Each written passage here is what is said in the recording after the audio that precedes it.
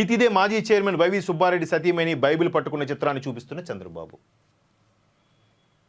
మత విశ్వాసాలు ఎవరిష్టం వాళ్ళది.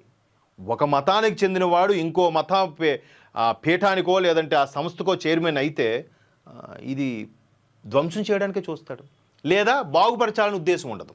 ధ్వంసం చేయడానికి చూస్తాడనేది నెగిటివ్ సెన్స్ అయితే, పాజిటివ్గా చూస్తే పట్టించుకోడు, దాన్ని బాగుపరచాలని చూడడు.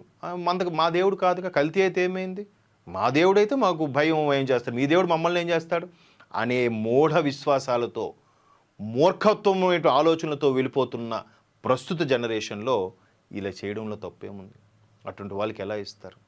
అసలు అది నిజంగా ఒక స్వచ్ఛంద సంస్థగా లైక్ అయోధ్య మందిరం లాగా, లేదంటే ఒక స్వర్ణ దేవాలయం లాగా దానికి కొన్ని స్వచ్ఛందంగా చేసేస్తే కానీ అప్పుడు కానీ తెక్క కుదరదు. ఈ పనికి మాలిన వాళ్ళందరూ ఎంటర్ అయిపోయి ఆ దేవుడిచ్చే ప్రసాదం తినరు కానీ దేవుడిచ్చే